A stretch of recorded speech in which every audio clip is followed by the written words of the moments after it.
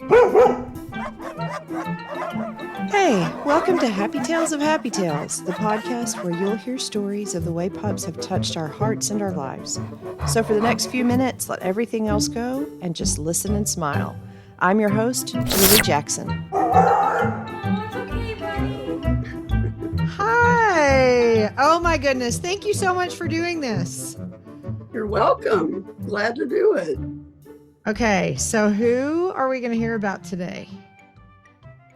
Probably Sherlock. Oh, good. So I remember Sherlock. Well, you never met him, I don't think. I wish you had met him. Yeah, I didn't in person. He was, the reason I picked him, we had dogs, we had animals. I grew up out in the country, and so my whole childhood, we had horses, dogs, guinea pigs, everything you could think of. But they just kind of roamed around free, and I never had to, train them or anything. So Sherlock was the first dog. He's the only dog I actually bought as a puppy and had to train him to be in the city. Right. And, he was almost 17, I think, when he died. Wow. So I had him a long time. He went through my divorce with me. He was just, he was there for a big chunk of my life. Right. And now I remember, but just for grins, will you describe him so that anyone sure. He was a registered West Highland White Terrier, and he was bigger than most. When he was grown, he was about 25 to 30 pounds, depending on how fat he was. Most of my dogs tend to have a weight problem. But he was a handful. Terriers, I found out later, are stubborn anyway. And I also found out after I got him that he was the dominant male of a litter of 8, I think. So he basically chose me. He walked up and kind of grabbed my hand with his mouth when he was like 7 or 8 weeks old, when I saw the litter. And that was it. I mean, I like, this is the one, but he was so stubborn. And I put him in 2 obedience classes. One was just a puppy class where I could learn, how to put a leash on and, how to feed him and what all to do. And then the second one was an actual obedience class. But in the puppy class, he'd always play with the biggest dogs. He thought he was, 80 pounds or something. And he was so tiny. At that time, he was probably 6 or 7 pounds, maybe. But he was always very, not aggressive, but just outgoing. Assertive. Very assertive. And then when we got to the obedience class, it was a challenge. He was always the worst one in the class. I think they passed me just to get out of it. But, at the end, we were supposed to set him up and turn around and walk away. And I turned around and he was gone. He'd gone to the corner of the building and was playing with the puppy class. I was like, he was crazy. And so I'm trying to think what I should say. Well, and my brother at the same time he started out with 1 Australian Shepherd, and then that grew into about 5. Oh. And the biggest one was an 80-pound dog. Oh, my goodness. And he and Sherlock did not get along. They were both very aggressive. And so when we would go visit my parents at the same time, they had a chain link fence that separated the house from the pasture. And those 2 dogs, we had to put them on either side of the fence. and they would just run up and down until they were just exhausted, too exhausted to move, and just like they were going to attack each other. And Right. this was Sherlock, thinking that he could fight this humongous dog. And then I can't remember how we actually got them all in the house at the same time, but probably because my sister-in-law is a disciplinarian when it comes to dogs. But he always, he always liked being around other dogs whenever I adopted other dogs, because I decided right away, since I was working, he had to have a friend. Right. I had to have another dog to keep him company. Otherwise, he would just, he'd be so hyper by the time I got home that I couldn't even control him. So I adopted another Westie that was around 4, a female. And when I brought her home, I had her in my arms and he was jumping up, trying to reach her. And I turned her loose and she attacked him right away. And that established who was the boss. He always loved her, but he had a respect for her. Oh, that's good. And I had her for about 10 more years. She was 14 when she died. Oh, and what was her name? Her name was Tonka. Okay. And I did not name her. And now my current dog is Tonki, another dog that I adopted. Oh. And he's sleeping right now. He's about 16. Oh, goodness. Yeah. But the older I get, the smaller the dogs are that I can handle, just because of weight, picking up. And I don't know how you deal with the big giants. Well, I know you have help. You might see them there. I just saw like a tail go by. No, you can't right now because they're running around. But every now and then you might see like a tail zip by or a head will pop in. Well, so kind of like you said though, having the two of them, they wear each other out, which is a great thing. But like I can't. Now we're not good about leash training. We don't, because they do run here and wear each other out. We don't have to take them on formal walks. Right. So if we were to take them out now, they're just madmen on leashes, and I could not both of them at once. Like they have now exceeded the size and the weight limit, where unless they were better trained and more obedient, if I took them out now, if they wanted to, they could drag me. So but they're really, being in the house and then playing and stuff, I don't have to lift them or really do anything. So their size is okay. But yeah, if I had to like evacuate the house with both of them. Well, when I got Tonka, I was in an apartment and I was there for about a year walking them, all in the rain and cold and everything. I was like, I got to get a house. Yeah. Oh, yes. So I've had a house ever since then, and it's probably the main reason that I have houses, because I don't like all the maintenance, but it's just easier. I have a dog door, and I've always had a dog door, and I still walk them some, and I can walk them now, but now there's so many loose dogs, especially in our neighborhood, that I'm kind of scared to walk. Unless I had a gun or something. Well, yeah. Because it's kind of dangerous. So one of the things that I had for running, but I would use it in that situation too. And remind me, I'll send you the link. I got it off Amazon. It looks like one of those Maglite flashlights, but it's also a stun gun.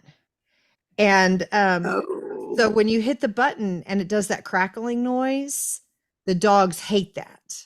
So you don't have to you obviously don't have to use it. You just hit the button and make the crackling noise, and most dogs will take off. Most of them don't want to. They don't want to mess with it. That's good to know. Yeah. What's it called? There's a bunch of them out there. The one I got, I think the brand is like Diablo. And the reason I went with that one is it also has the adapter for the cigarette lighter in the car. So I just keep it in my car. So I have the flashlight, but then I also have, if my car's, if I broke down and I Mhm. used to, when I'd run either, I didn't run late at night very much, but I ran early in the morning when it was dark a lot. Never by myself, but still it was just me and like another woman. So I would Yeah, always carry that as my flashlight. And then yeah. that way we had that too. But I found out because sometimes we would have that where we'd be out and a dog would be loose and it'd be dark and we wouldn't see their people anywhere. And I'd just hit the button and they would be like, "Oh, I'm out of here." Oh, okay. Yeah. Good to So, know. Well, I have an airsoft pistol, but oh I'm yeah. afraid if I take it out, somebody will think it's a real gun, Yes, because you yeah, know. they look. Yeah. I Yeah. mean, they have a red tip on it, but still, Right. from a distance, you might not see that. So Yeah. I've been kind of reluctant to take that out. Yeah. But I have a broken toe right now, so I haven't been walking much of anything anywhere. Well, at least But you have a yard now. So that's good. oh yeah, yeah. Yeah. Yeah, and I mean, I have houses and the dogs let me live in them. Just like the Yes. bed, they let me sleep in the bed. Yes. I know I laughed because I built a dog bed for my dogs. It looks like a day bed and it's all cute and everything. And Yeah, then I I've was seen it. like, well, I was like, what was I thinking? Because they're like, well, that's really nice. How are you going to fit in that? Because I'm like, they sleep in the Exactly. big bed. You thought they would actually be in the part you built for them. Yeah. They're like, that's funny. So, Every but time I actually, leave the house, I leave Tunky in my bed, and he's always, when I come back, he's always asleep in the spot where I sleep. and You that's know, sweet. Yeah. yeah. And he Now, what kind reminds is, me. Oh, go ahead. oh, I'm sorry. I was just going to ask, what kind is Tonky? Tunky is a Chihuahua Yorkie, and Oh, he weighs about 8 pounds. He used to weigh about 12, but he's had a lot of teeth pulled, and oh, he yeah. has a hard time eating. But he used to be, he used to eat chews like nonstop. Hmm. And I had his little brother, Duke, who died about a year and a half ago and was Oh, half his size. oh, He just got up when I said Duke. Um, oh, sweet but baby. they would fight over chews all the time. But they Right. had terrible teeth. And every time I took them to have a dental cleaning, they'd pull about 8 or 10 teeth at a time. Oh my So goodness. he has the bottom and top incisors, but he's missing all of these in the front, and Oh, a lot of them on the side. One of them broke off recently, but oh, his I don't think they really want to do a dental on him again. So he has, oh, yeah. but he's been, I really love them because they don't shed. Supposedly Mhm. I'm allergic to dogs, but Okay.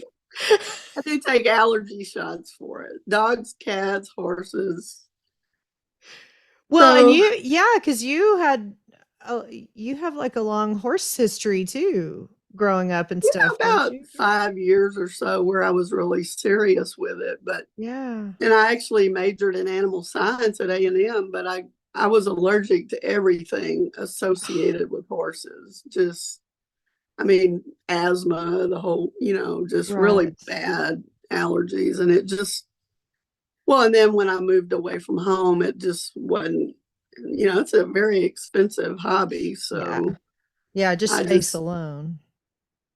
do what? Just having the space alone, the land and Yeah. stalls and Or yeah. even boarding or, Mhm. whatever, feeding, the whole thing. It's expensive enough to have dogs, Yes.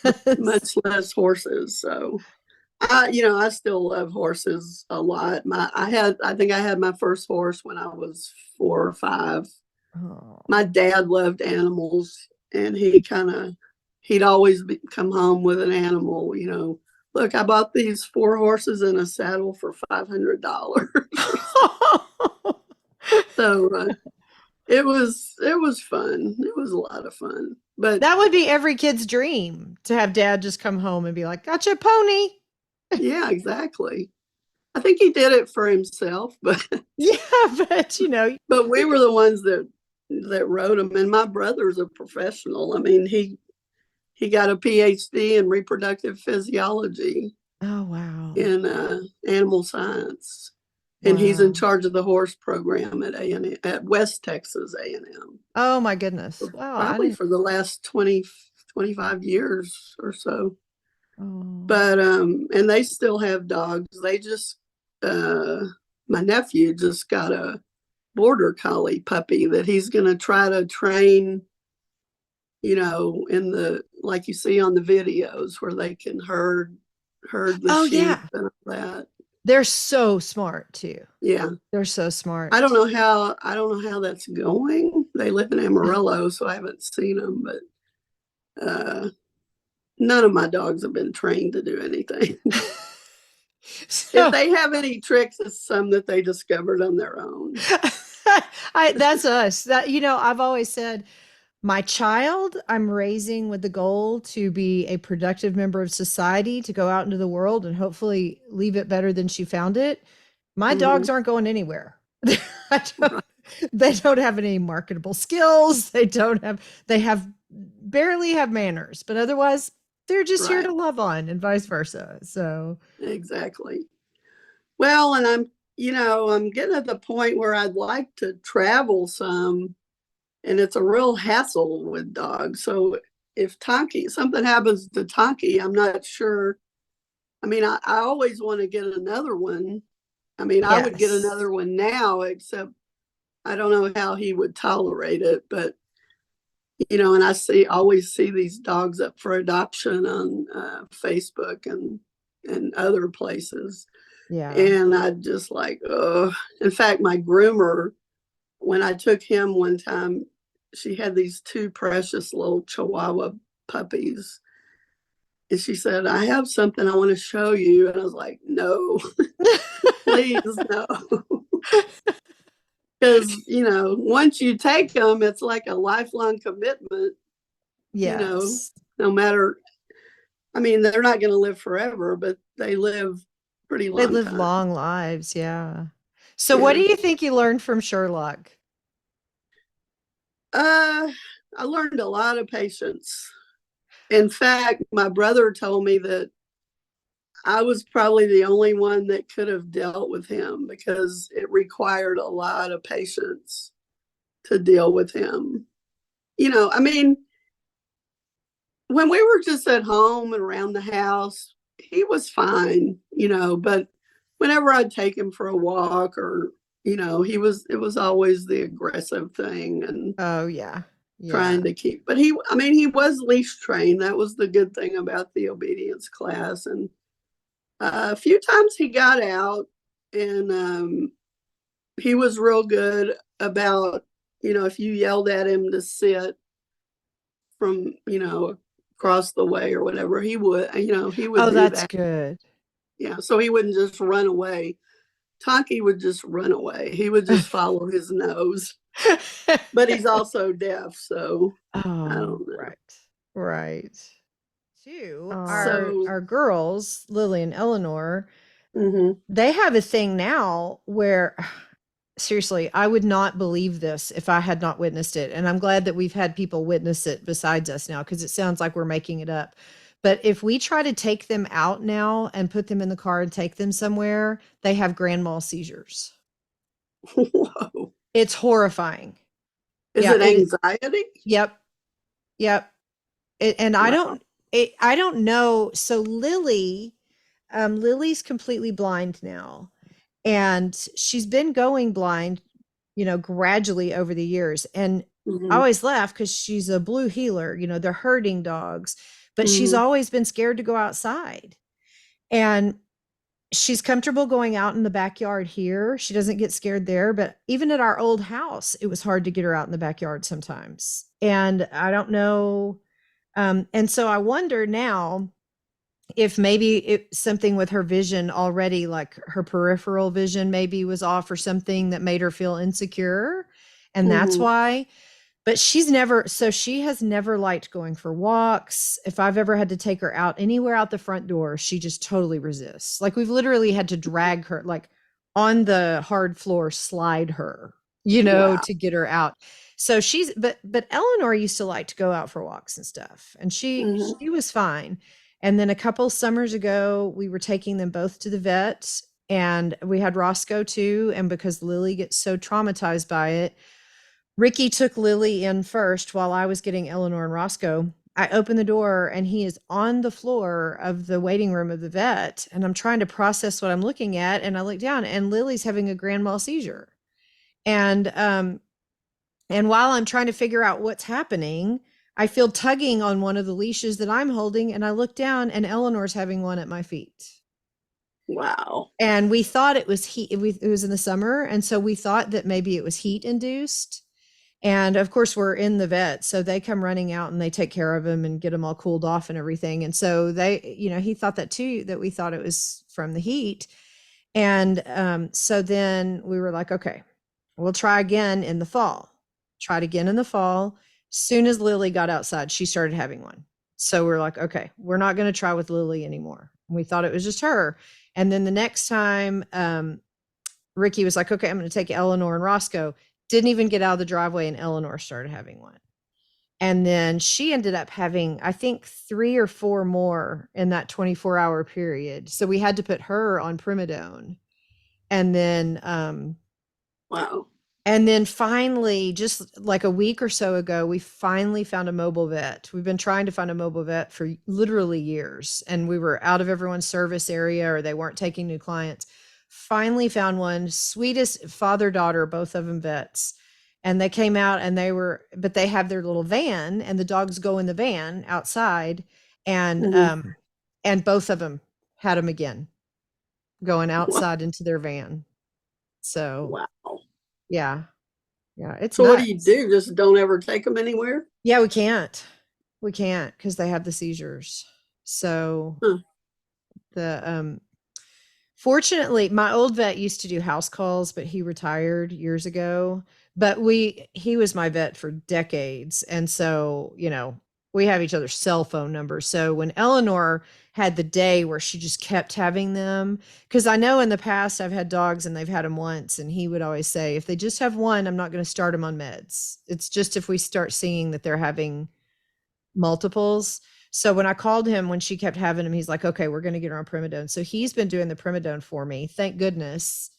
And then now we found and they were so sweet. The new vets, they were like, okay, if you need us to start managing their seizure meds, if the other vet decides he doesn't want to do that anymore, they were like, just call us. We're happy to. And they said, but we're not going to do lab draws or anything like normally we would because we've already seen what happens. So yeah. That's interesting because the I'm trying to think when it was. I guess like last August or so. Whenever I took him to get his shots last year, he we got in the car and it was hot. We got in the car afterwards and I started driving away. I mean, I was already like halfway home and he was just passed, like he wasn't passed out. He was still conscious, but he was lying on his side and he couldn't get up. And so I called an emergency vet and told him I was on the way because I knew the vet I had been to wouldn't be Yeah. able to do. Plus, they would have been closed by then, I think. Right. So halfway to the emergency vet, he just perked up and, wanted out of the car. And I don't know, I still don't know. And it happened one other time, but it was inside the house where he was running outside. And I don't know if he has some kind of heart condition or if it was a seizure. Yeah.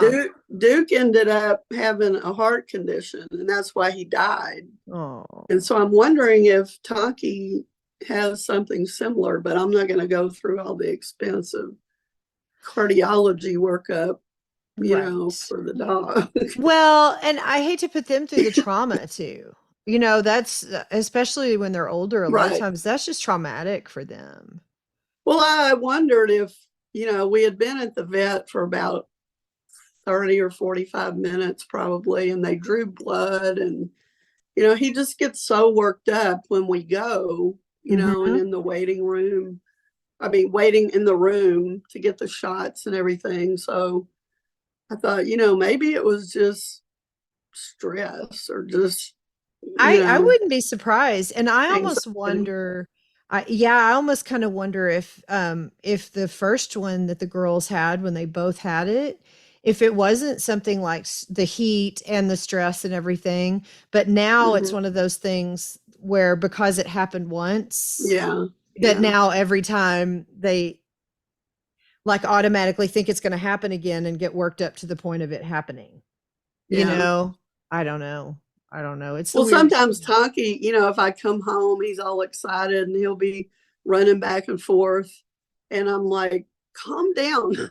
I don't want you to, I don't want you to fall over or, have Right. whatever that was, to Yes. calm him down. But I don't know. These things crop up.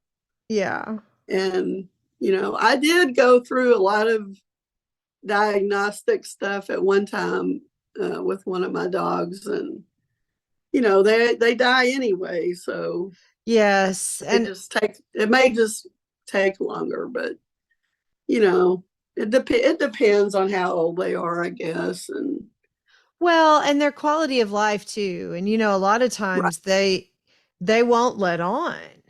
Like even if they are miserable, they do everything they can just to be there with you. And sometimes you think, I guess one thing that sounds kind of awful until you've been through it several times, but I realize now, especially when it comes time when you see them declining, I would always rather be one day early than one day late when if Mm-hmm. it's time for them to go, because you don't ever want to see them suffering. And sometimes I think they probably do suffer just so they can stay with us Mm-hmm. before we realize that they're suffering. Yeah. So, Well, and now I don't know if it's because of, I think people have, people. I don't know if they're giving up dogs because of the pandemic, they can't afford them. I don't know, but when I took Duke in to be euthanized, I had been to this same clinic. It was kind of an emergency clinic.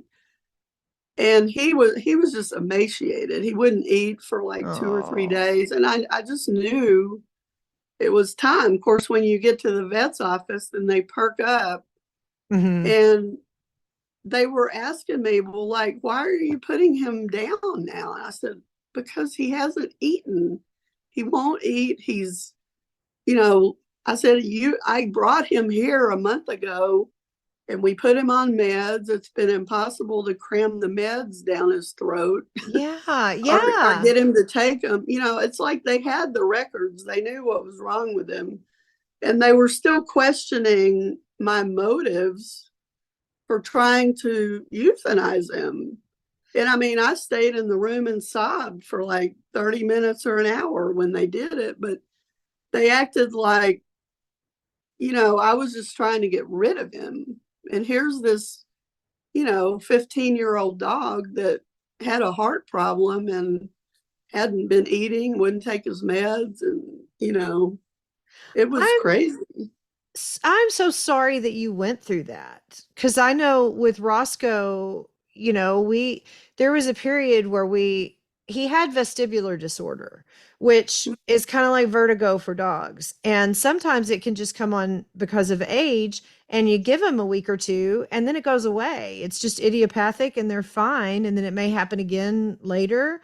But then sometimes it's because, like, maybe at first we thought with him it might also be an ear infection. So we were treating him, and that could mess up their, his equilibrium.